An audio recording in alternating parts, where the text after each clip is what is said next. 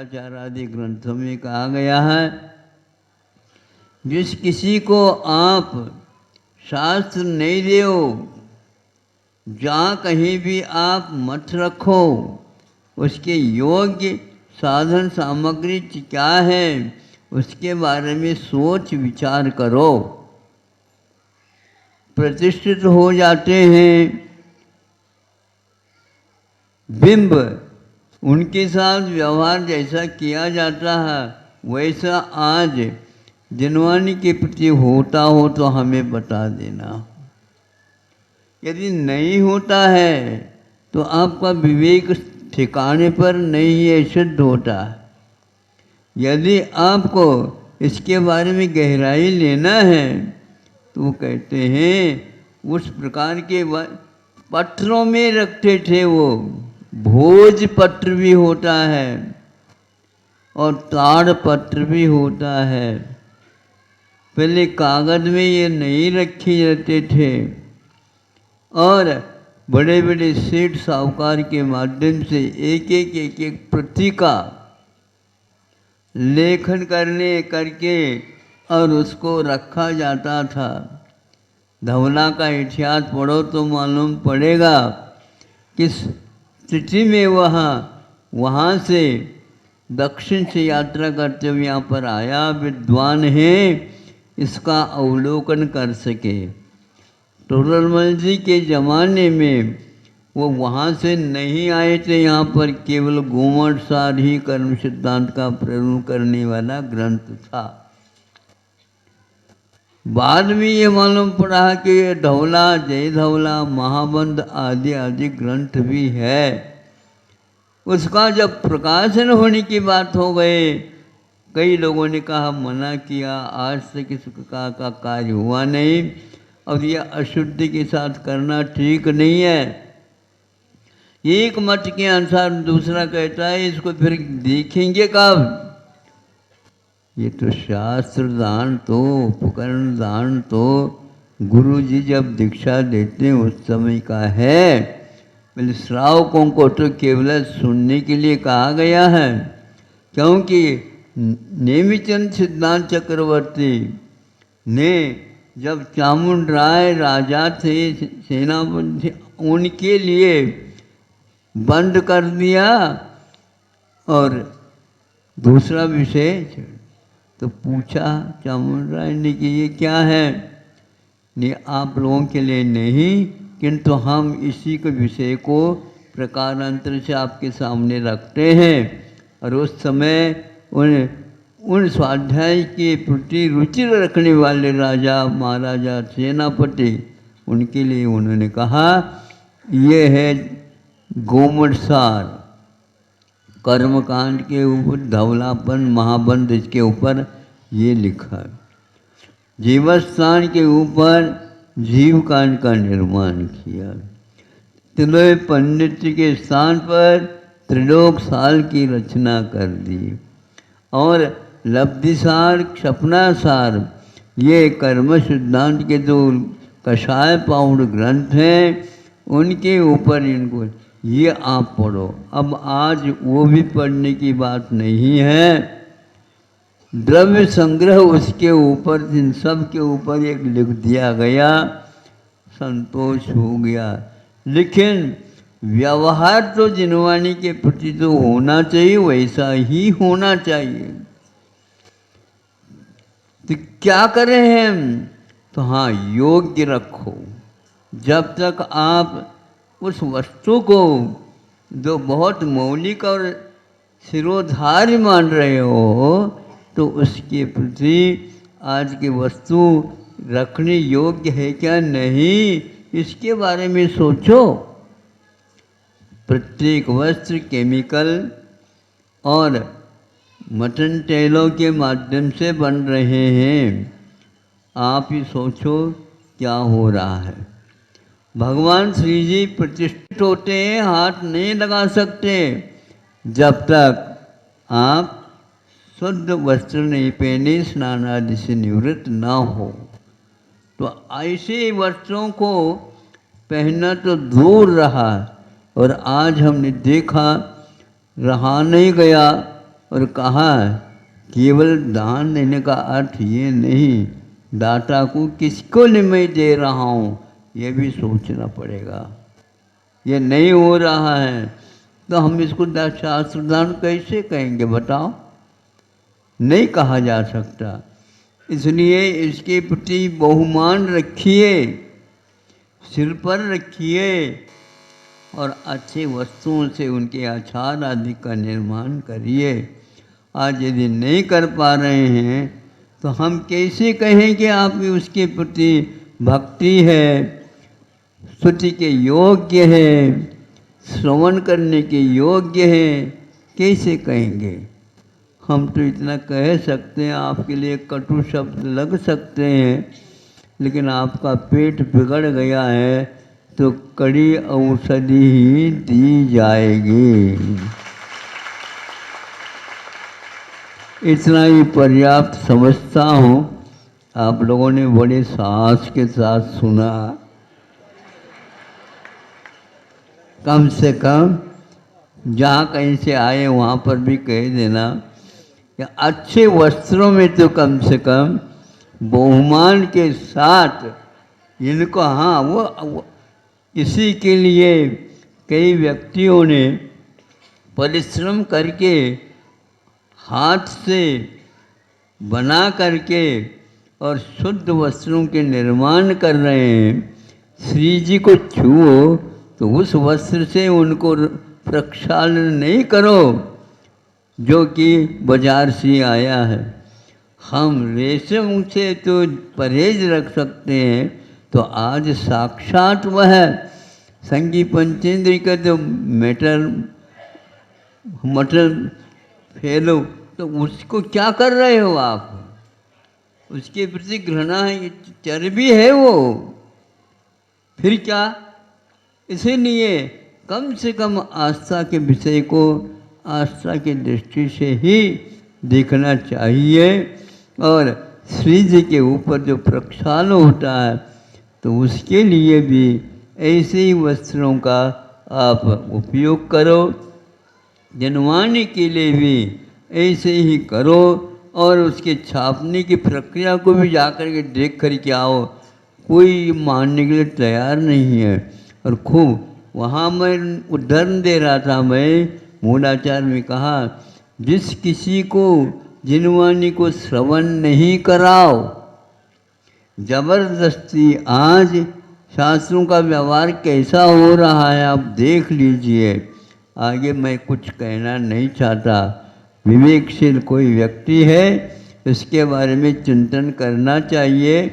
यहाँ तक कि स्वाध्याय होते थे, ये वस्त्र, ये इसमें आचार्य में जो छात्र रखे हैं उनके ऊपर नहीं करते थे वो।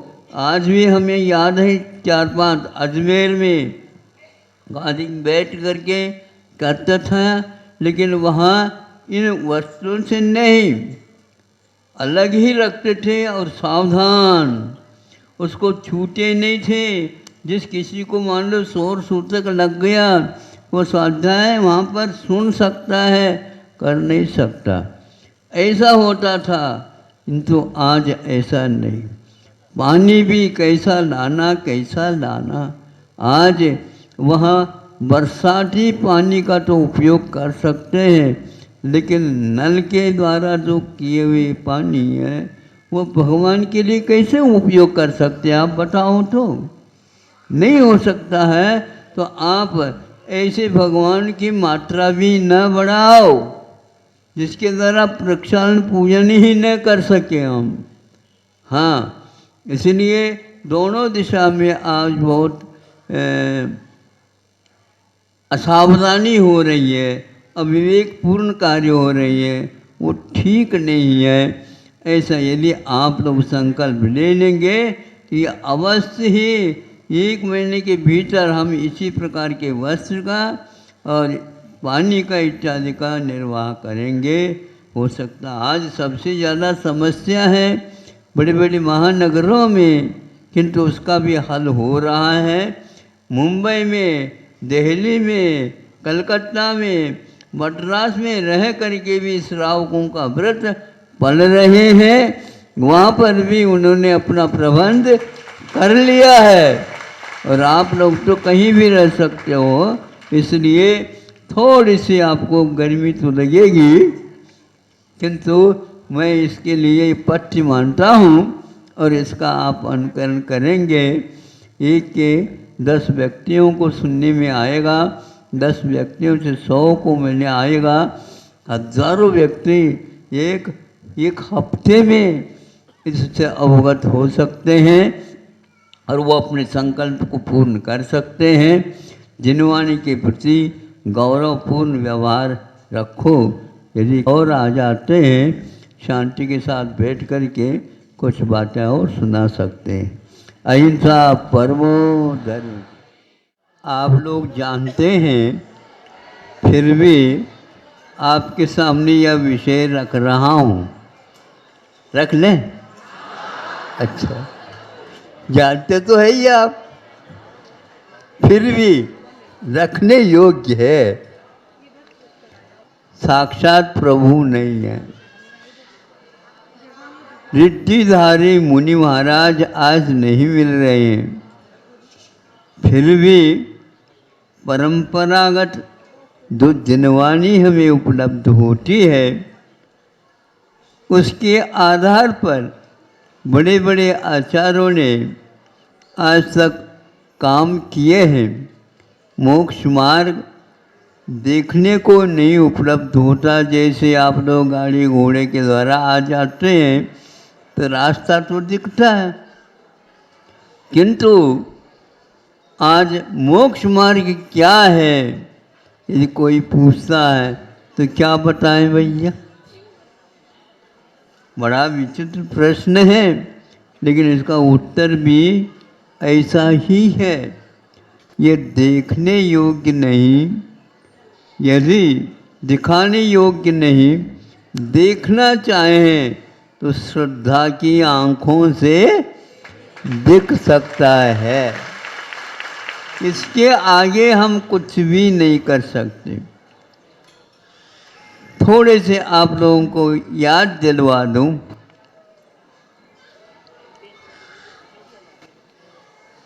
नेमिनाथ भगवान का विवाह हुआ या नहीं, ये प्रश्न है। बारात चली गई थी क्या नहीं?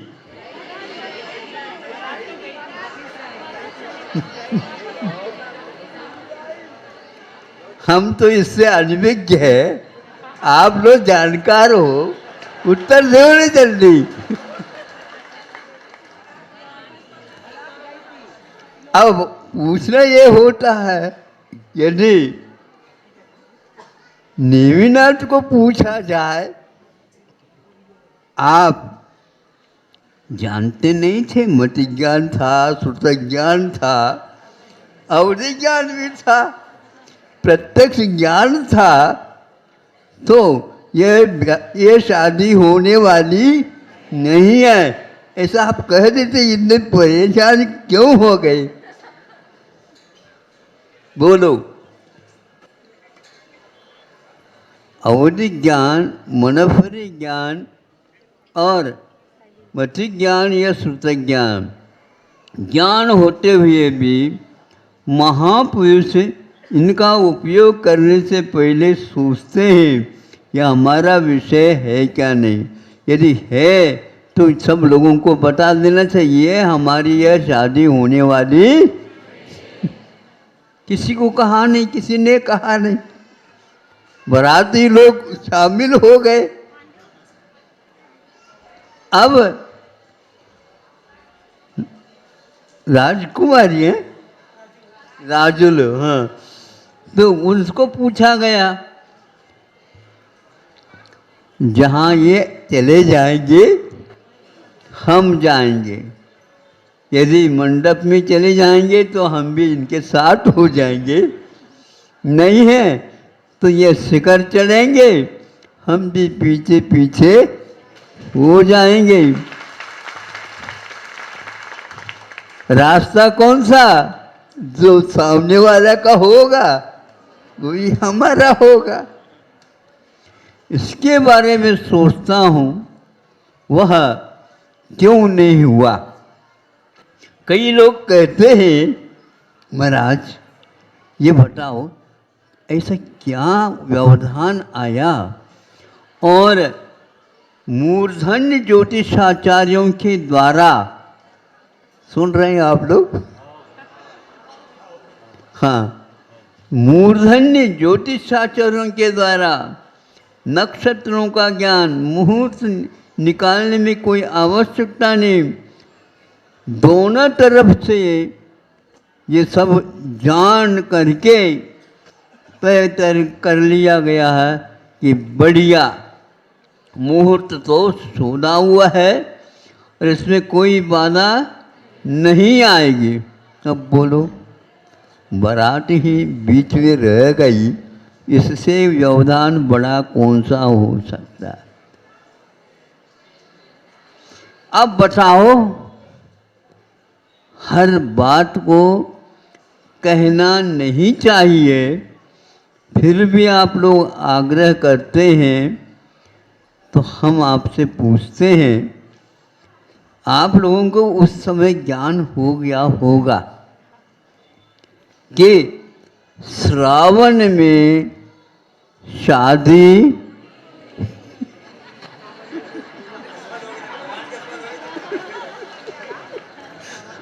आप बोलो, श्रावण में आज आप लोग शादी क्यों नहीं करते?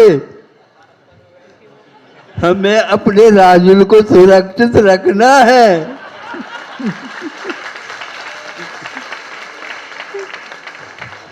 ठीक कह रहा हूँ? हाँ, इसलिए ऐसे मुहूर्त होते हुए भी उस समय कोई न कोई शक्ति आ करके उन ज्योतिष आचार्यों को भी वह अपने चाबी भर दी होगी और उन्होंने भी ठीक है मुहूर्त, ठीक है मुहूर्त, ठीक है, दोनों तरफ से हुआ, बारात जुट गई, कहाँ इधर कहाँ वह जूनागढ़, सब लोग में किसी के भी मन में यह शंका हुई नहीं। बाद में निर्णय ले लो, बात अलग है। यहाँ तक कि मेहंदी रच गई, मेहंदी जानते हो? मेहंदी रच गई और हल्दी लग गई। ये कौन है? ये कंवर साहब है, दामाद है। ये सब कुछ हुआ और नेमी कुमार ये सबको सुनते भी जा रहे। उन्होंने इसके बारे में सोचा क्यों नहीं? आप लोग जो है ना मोबाइल रखते हैं, कोई उधर से भी कोई नहीं आता था, हाँ इधर से नहीं आता तो वो करता है, उधर से नहीं आता तो ये करता है, इस प्रकार चलता रहता है। तो ऐसे ही अवधि ज्ञान को भी मोबाइल समझ करके नेमी नाथ यदि करते मोबाइल से, बात हो सकती थी देवों से। देव भी लोग जो है ना बहुत पक्षपात करते हैं। उनको तो आकर के कहना चाहिए था, जैसे भगवान शिवनाथ भगवान के लिए क्या किया था, एक और नीलांजना दिखा दी।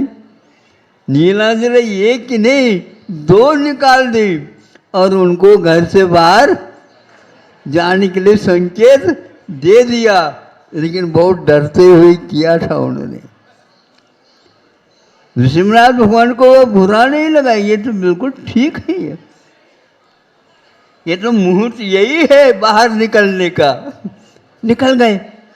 इसी प्रकार यदि नेमिनाथ के लिए भी करते देव लोग ये पक्षपात रखते हैं। हाँ, 5 बार यदि ऐसे ही रुक गए कि क्या रुक गए, ये शोध का विषय है। जब अवधि ज्ञान वाले भी शोध नहीं कर पा रहे हैं और आप आज थीसिस शोध प्रबंध लिखना चाहोगे, कहाँ तक पहुँचोगे? ये सब बातें जनवाने में नहीं आती। ये तो जब तक वह घर से बाहर नहीं निकलता तब तक ये बात चलती रहती है, और उसमें भी कई गलतियां हो सकती हैं, और इसका नाम ही छद्मस्त। छद्मस्त के लिए तत्व जो कि प्रयोजनभूत तत्व के बारे में ही जानने के लिए कहा है, मेरा तेरा झगड़ा करने के लिए नहीं किया है, क्योंकि ज्ञान का कोई पार नहीं है। जानने योग्य है वही जानो, नहीं तो संकल्प विकल्प का फल होता है संसार। महापुरुष इस प्रकार, इसी प्रकार रामायण का है। दोनों से वर और वधू दोनों तरफ से मुहूर्त निकाले गए। अब बोलो, इतने व्यापक है। निम्नाथ तो जैनियों के साथ थोड़ा सा व्यापकता रखते हैं, लेकिन राम की कथा तो सारे विश्व में फैली हुई है। वहाँ पर भी यही हुआ। यदि सीता के साथ उनका हुआ संबंध हुआ तो आप लोगों को याद है, ज्ञात है, सुना है, पढ़ा है, सब कुछ किया। आँखों में पानी आए बिना नहीं रहेगा, केवल महिलाओं को ही नहीं, महाराजों को, कवियों को भी जब लिखा है उस समय उनको भी आंखें नम हो गई होगी। नम क्या महाराज, 64 धार हो गई होगी। हाँ, ऐसे दंडक वन में कैसे रह गई? किसी ने मुहूर्त सोचा ही नहीं होगा। बताओ महाराज, आप मुहूर्त अच्छे निकाल दो, हमारा भी कार्य अटके नहीं। ऐसे भैया वहाँ जाओ वो लोग जानने वाले हैं और वहाँ पर ठीक नहीं निकल पा रहा है, इसलिए मुहूर्त के नहीं देखना चाहिए। इसके मैं पक्ष नहीं कर रहा हूँ, लेकिन जो होता है वह कर्म की रेखा के समान ही होता है। इसी प्रकार हमें समझना चाहिए, कोई भी कार्य बिगड़ भी गया तो हमारे कर्म का उदय है। ठीक है ना? आपको बात समझ में आ रही है? इसीलिए घर में पति और पत्नी का, माता का, पिता का, भाई का, बहन का, भाई भाइयों का कभी भी संघर्ष नहीं होना चाहिए। इनमें इनका कोई दोष नहीं है और हमारा कर्म का उदय है और हमें तो भोगना ही पड़ेगा, किसी से जो रुक नहीं सकता। अरे महापुरुषों को जब वह नहीं छोड़ता है, फिर हम कौन से वन की मूली है बताओ? हाँ, आप लोगों को यह विषय समझ में आ गया, क्योंकि मुझे बहुत बार बार ये खटकता है, तो हमने कहा भैया अपने कांटा स्वयं ही निकाल लो। अब आप लोग जाकर के कहेंगे, देखो सुनो, यह व्याह का जो विषय है यह अपने अपने कर्मों के अनुसार ही होता है।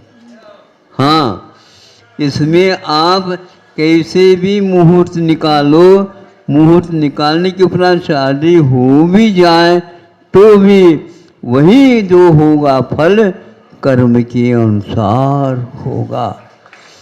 और इसके ऊपर विश्वास जो रखता है वही विवाह के लिए हाँ कह देता।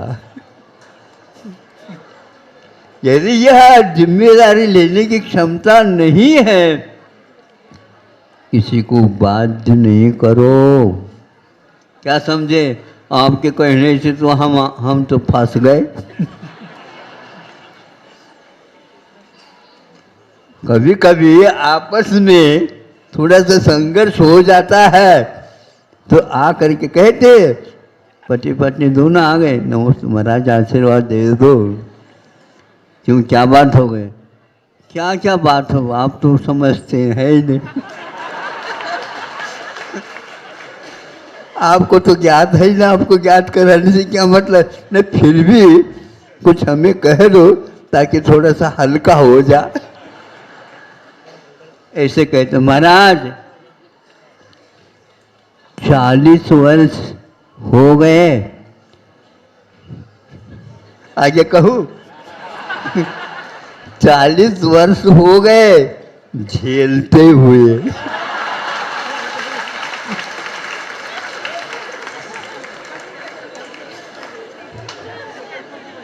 झेलते का अर्थ क्या होता है? महाराज आपको हम क्या कहें, अब किसी को कहियो नहीं। किसी को कहियो नहीं, ये तो होना वही होता है। जितना हुआ है अच्छा हुआ, कर्म के अनुसार हुआ, आगे भी ऐसा ही होगा। इसलिए किसी के साथ वैर, किसी के पास ऋण आदि आदि मत रखो और अपना जो प्रवास है उसको पूर्ण करो।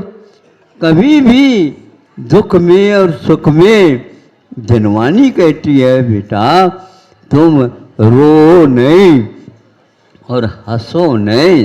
ये एक पिक्चर है, ये एक सिनेमा है, ये एक नाटक है, उसके अनुसार मंच पर करना होता है।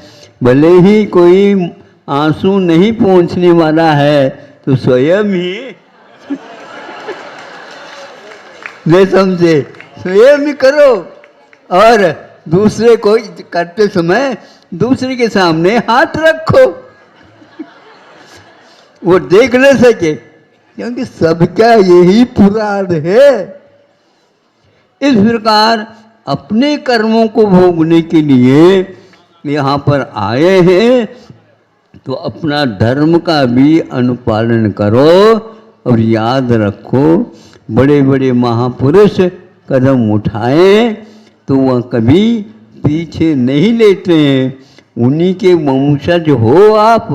इसलिए ये परंपरा, वंश परंपरा से जो काम हो रहा है ये बहुत सौभाग्य से हो रहा है।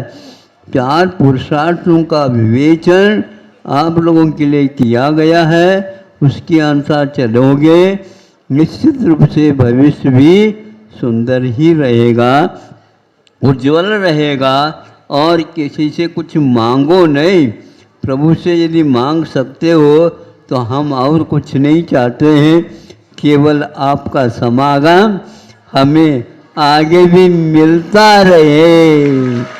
अहिंसा परमो धर्म की। समय बहुत कम है, ये पूछना चाहता हूँ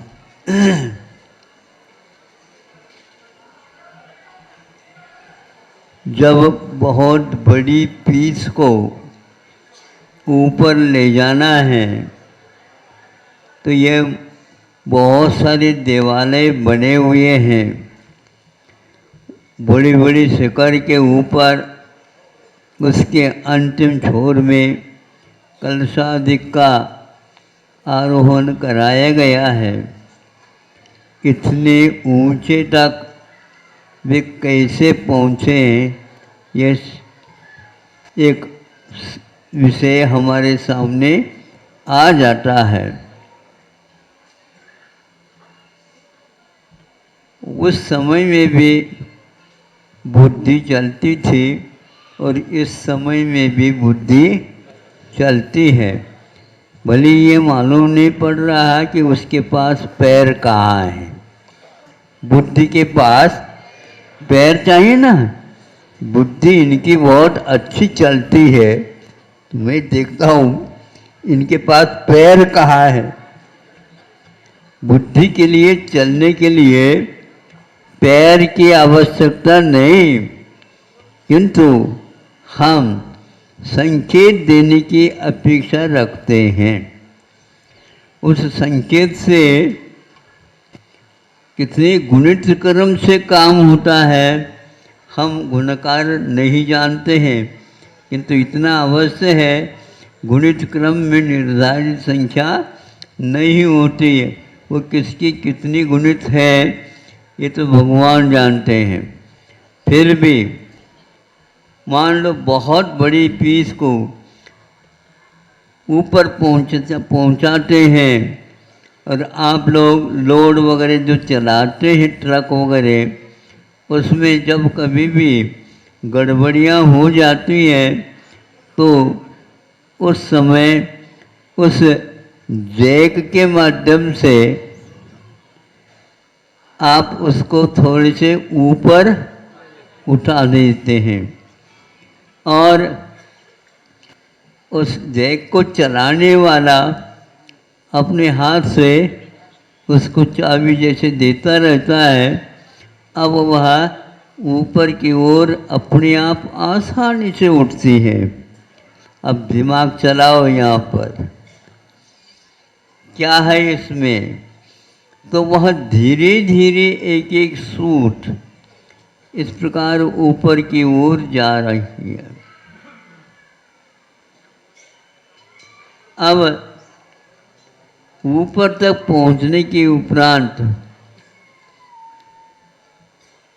उसको ज़्यादा देर मत टिकाओ वहाँ पर, वो ज़्यादा देर तक वहाँ पर जैक न रहे, क्योंकि उसको यदि गति नहीं देते हैं तो टूटने की संभावना भी रहती है।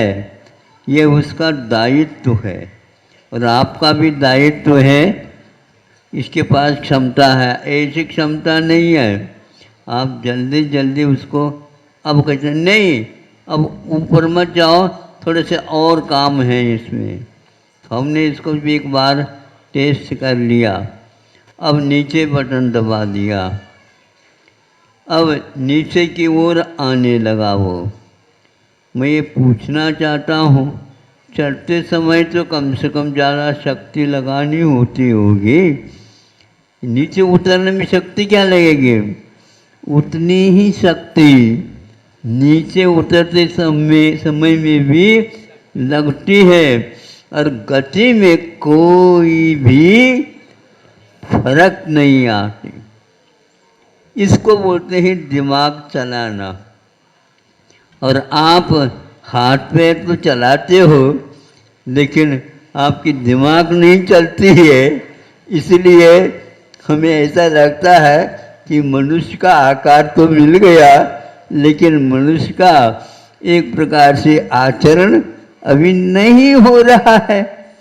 इसलिए मोक्ष मार्ग में दिमाग चलाना होता है और ज़्यादा नहीं।